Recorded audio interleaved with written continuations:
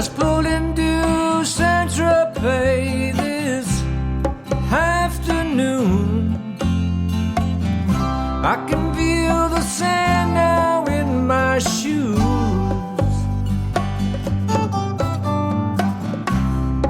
Feel like a new man has come out of me. I can see it in the sky here and the sea.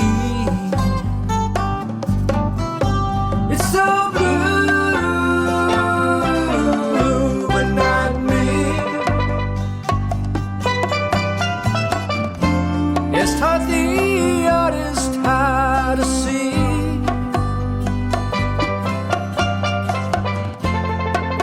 It's so blue. It's so blue. It's so blue, but not me.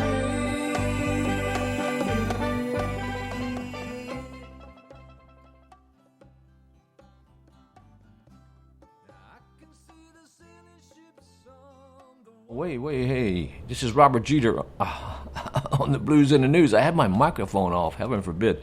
Anyway, that's a little tune I came in with called So Blue, a little tune remastered recently. Hope you enjoy it. The summer is almost over, huh? But anyway, I hope you enjoy a few more blue days at the beach or wherever you are, enjoying your vacation. Or if you're working, I hope you're making some money because it's hard these days, huh? It's tough, huh, the economy, but it's Friday, so hey, it's TGIF Day. Can't be all bad, right? I'm going to definitely chill out tomorrow because Saturday is my chill day. But I just want to get out before the weekend, give you a little my 2 cents, my 3 cents. And I was listening to my favorite online rabbi, one of my favorite online rabbis. I have a lot of rabbis I listen to online to get my spiritual awareness, to get, more religious maybe, more spiritual. Not that I'm not a fanatic, but hey, I am Jewish and I am Orthodox. Most Jews are not, Most Jews are either Reform or conservative, or they don't believe in a higher authority at all. Some of them are very woke and on the far left and are communist and Marxist. So you got all kinds of Jews, all shapes and sizes. And so, hey, there are black Jews, white Jews, purple Jews. Purple? Maybe, I don't know. All kinds, from all races, from all over. So it's a very blended, diversified. They're into DEI, just being Jewish. You're into DEI, right? You go to Israel and you'll see the diversity. It'll surprise you, But so anyway, so I was listening to one of my favorite rabbis, like I said, and his name is, I'll give you his name. You can look him up, Mendel Kessen. And one reason I like him because he's very much into what's happening now and brings in, the Torah, brings in the sacred text into explaining the situation at hand. And he's always talking about the divine agenda and the coming redemption. Because we look out and we see this crazy world and we say, hey man, redemption's got to be somewhere pretty soon, because if not, we're all going to blow up in smithereens. Huh? It seems that way. So we're all hoping one way or another that we get out of this mess. Because there are a few who are in high cotton with their wokeness, and they're getting paid off to be woke. And, it's part of the plan. If you want to get bought off and take the blue pill and live like everything is fine and dandy when the whole world is collapsing, you can do that, if you just join Kamala and her vice president nominee, Mr. Tim Waltz. And I guess we're waltzing into a nightmare if they get elected. It seems like they want to put Trump in jail now. He's got to go back to New York on September the 18th, and that judge that hates his guts, whose daughter raises all kinds of money for the Democratic Party, is going to sentence him. So will he put him in jail? Would he put him in house arrest? What will he do? They're looking for a civil war. We're already in a cold civil war here and in a lot of other places, too. You can see what's happening in England and Canada and a lot of other countries in the West. The West is dying. The Western civilization. In fact, Brian Murphy just wrote a book I just read called The War on the West. You need to check it. This is Brian Murphy. Who wrote it? War on the West. Sometimes I mess up on people's names. War on the West. Yeah, Douglas Murray. That's his name. And it's a great book. But it sees where he shows you where communism is seeping into all our institutions.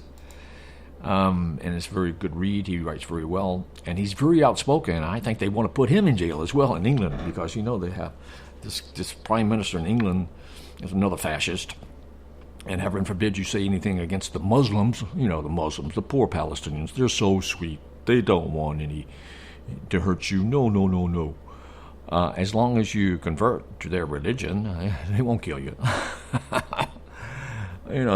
People are having a hard time waking up, it seems like. But anyway, so, my rabbi friend, Rabbi Kessin, believes that, we're heading toward the redemption, but, there needs to be first a redemption from the side of Esau. You remember Esau in the Bible, right? He was the bad brother of Jacob. And he went on the dark side, married pagan ladies who worship idols. But in the end, they say, he will be the fourth patriarch for the Jews, because you have Abraham, Isaac, and Jacob, right? And Esau, how do you pronounce it? Whether you're talking Hebrew or whether you're talking English. I come from the New Testament, so I was into the New Testament at one time. But now I'm into the Old Testament. And I get the names confused. I've always had this. One day I'll learn Hebrew, maybe in the next life. But anyway, so in the end, he believes that Esau will be redeemed and that he will come back to help his brother, right, Yaakov, the father of the Jewish people, in the final redemption. And he really sees Trump as playing this role. It was funny. Trump was giving a press conference yesterday in New Jersey, and he was, he's wide open. He's transparent. You can ask him anything. He's very available, very transparent, as opposed to Kamala and her clan. And Biden was the same way, where they are always in hiding. You know what I mean? They hate to answer any questions because they're not sure of themselves, and they're very afraid that they might say the wrong things. May say something like, yeah, I really am a communist. Yeah, I really am a Marxist. Yeah, and I really do hate Jews. And I really am for Iran and the jihadists. And I want to keep the borders open. And I want to tax you up to the wazoo. And I want to stop fracking. And even though they say other things, and they'll lie, cheat, steal, kill, whatever, to get their way, Trump, is very honest and very transparent. You might not like his personality, you might think he's a little rough, but he is who he is, and he just wants to make America great again. What's wrong with that? Because we really need to go back to the old days, to before Obama got in power, before 9/11 even. I think that was the watershed event that changed so much. But he believes Trump will win the election, I think, and that we will head in toward the redemption period. I sure hope so, because every day you wake up and you wonder if the world is still here. You look at your phone. I'm like most people. The first thing you do after you had a sip of coffee is look at the news on your cell phone to see what craziness has happened overnight. And they still haven't attacked Israel. You know, they still haven't come back and attacked Israel after Israel got rid of those major jihadist leaders, both in Iran and Lebanon. And I gave a podcast about that. It's just, you know, America's putting on the squeeze. They really want a two-state solution, and they'll do anything to get it. And we'll see where it goes, you know. But I, you know, have faith, even though everybody is struggling to make ends meet, to keep food on their table. Just remember the struggle is worth it. Keep faith in God, and remember, love and peace is the answer in the end, huh? But hate is the enemy. So anyway, I'll let you go. I'll do a short podcast today, since it's Friday, and I'll play a little tune on the way out. Somebody's talking about Israel. I played Band with a Mission. I'm going to put that out pretty soon, but this is a rough version of it. Hope you enjoy. Again, this is Robert Jeter, Blues in the News. See you later.